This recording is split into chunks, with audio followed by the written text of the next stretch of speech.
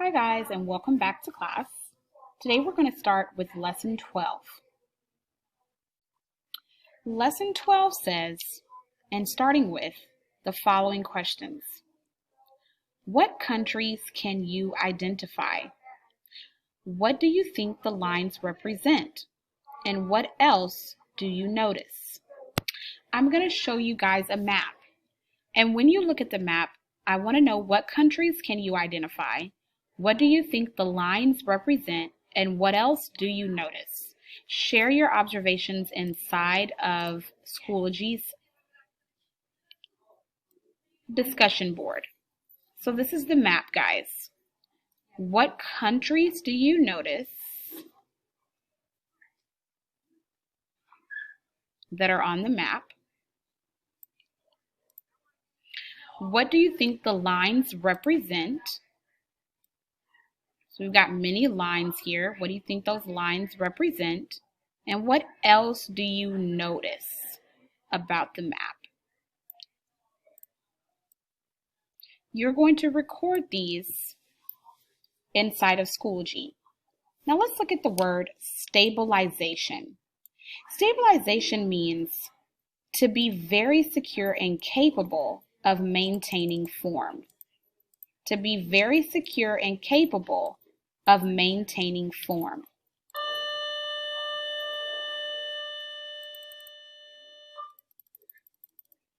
What do you think stabilization of the front means?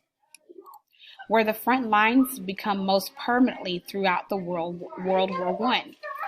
On this map, where do you think the trenches are located? So looking at the map, where do you think the trenches might have been located?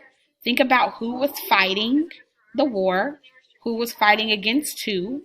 Find those countries and think, where do you think the trenches would be located?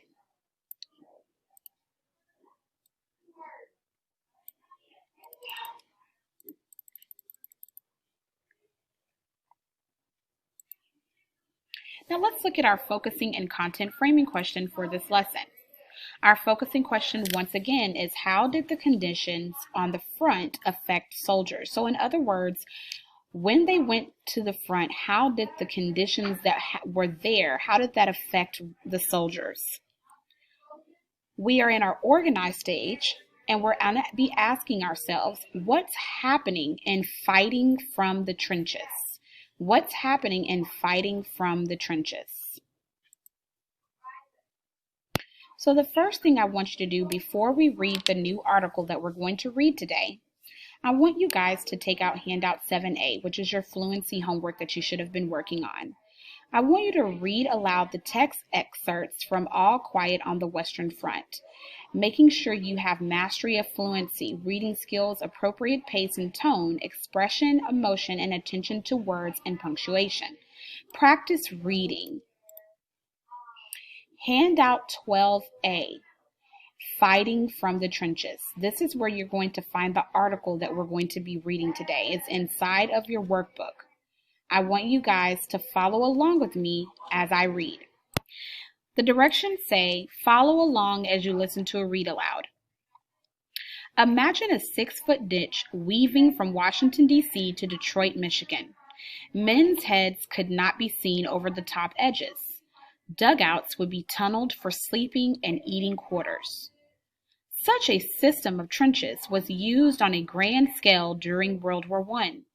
The armies of the Central Powers, Germany and Austria-Hungary, and the Allies, Great Britain, France, Russia, and later the United States, dug rifle pits and foxholes from which to shoot. Soon, the men connected these ditches, forming a long, deep fighting line.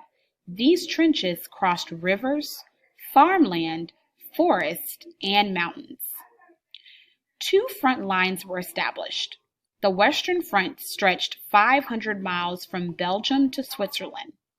The Eastern Front between Germany and Russia extended about 1,100 miles from the Baltic Sea to the Black Sea. In the beginning of the war, the Germans and the Allies hurried to outdig each other to establish these strongholds. Most important battles were fought during World War I, but there was a constant fighting between Allied and German soldiers in the trenches.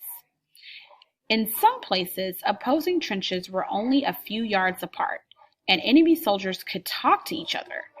In other places, trenches were separated by as much as a mile. As World War I continued, the German and Allied trenches became more elaborate. Earth was mounded in front as a ridge or parapet. Men stood on shelves or steps, dug in the sides for shooting. Some trenches were wide enough for 2 men to pass or to allow donkeys to walk through carrying packs. Concrete slabs reinforced the walls. Wooden walkways lined the bottom. Men shoveled out cave-like rooms called pillboxes. The Germans dug trenches as deep as 40 feet and even wired some with electricity for washing and cooking. Once the Allies even dug a long, deep tunnel to the German front to lay landmines. Often behind the front lines, soldiers built second and third supported trenches for added protection. Underground tunnels connected these lines. Their soldiers carried shells, wire, food, and coal. First aid stations, soldiers' quarters, kitchens, and ammunition stores all were underground. Troops and supplies moved to the front by a zigzag line called a communication trench. Soldiers carrying food to the front lines had to be extremely careful, as they were targets for enemy attack. As a result, the art of camouflage or disguise was developed. During the war, camouflaged clothing, hideouts, and trapdoors saved lives. Trench warfare was constant, with day and night artillery firings shaking the ground. Machine guns that automatically fired 300 shots per minute hurt the men's ears. Grenades and shell attacks transformed night into day. A continual fear of noise or shell shock affected many soldiers. With such enormous bombardments, it was difficult for either side to make headway. The men were bored, and no one could advance. At times, soldiers were moved to a quiet sector, a trench line where Germans and Allies agreed to rest. Towel, France was such a location. There, the men relaxed, finally getting away from the steady gunfire. It seemed like heaven. The most difficult order for all soldiers was over the top. When they heard that cry, they crawled out of the ditches and attacked the enemy.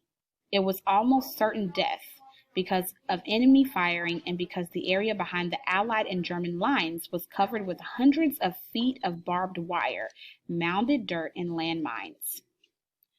This no man's land was constructed to slow down attacks. Often, the barbed wire collapsed during one attack and was rebuilt overnight. No man's land usually was stripped of trees and vegetation. Carter fields from the bombings pocketed the ground. Thousands of men lived in the trenches like gophers, enduring many hardships. Soldiers had short haircuts so no cooties or lice would burrow there. Rats and roaches infested the sleeping quarters. Snails dug holes in the dirt walls. Because of the damp European climate, water and mud could be knee-deep. In times of attack, wounded men could not crawl up the slippery sides and had to lie in the muck. Soldiers later improvised pumps to help drain the ditches, and the army soon issued thigh-high boots. Rainy weather exposed men to diseases such as influenza, pneumonia, and skin afflictions. New ailments such as a trench foot, trench mouth, and trench fever evolved. During the 4 years of World War I, more than 1 million soldiers fought and died. Many more million were hurt or disabled. Ironically, neither the Allied nor German trench lines advanced more than 10 miles. And in many cases the trenches never were redug toward the enemy line. Because of this type of warfare, billions of dollars were spent on ammunition. natural resources such as steel and copper were depleted in all the warring countries. World War I ended on November 11, 1918. Over the years, many trenches have been plowed under, built upon, or covered up by wild grass and flowers, but some still remain as a grim reminder of the devastation of the war.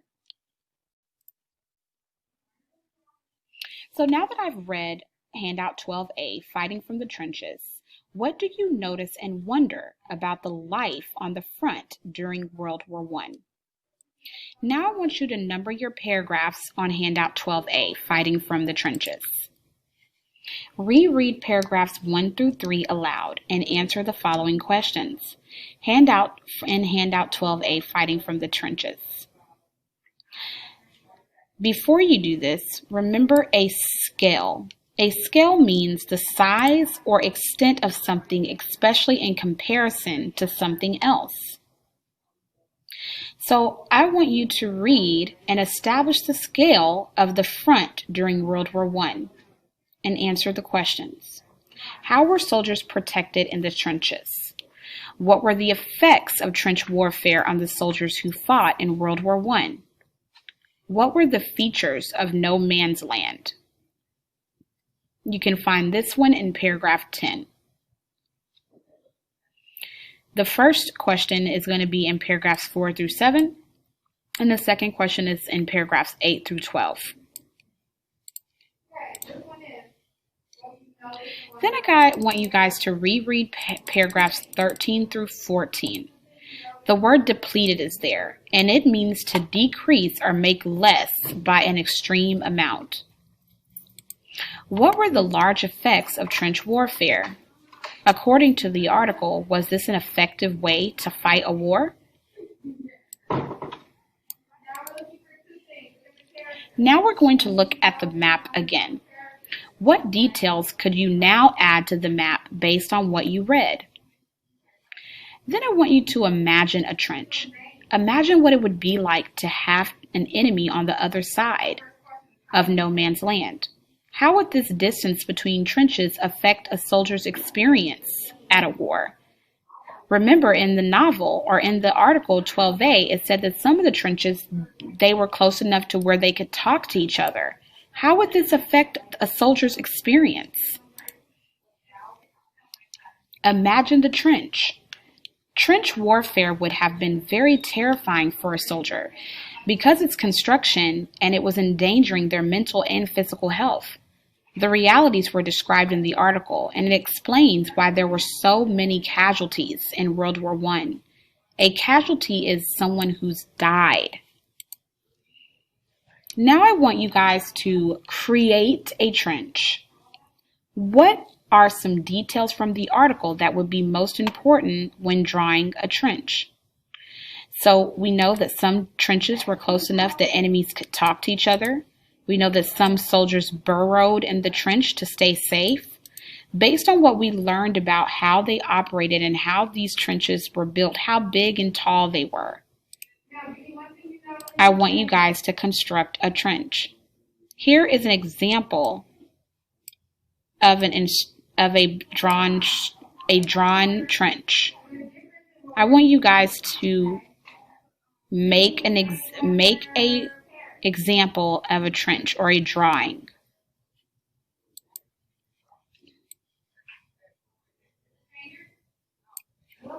Please make sure you use information from what you've learned inside of the novel.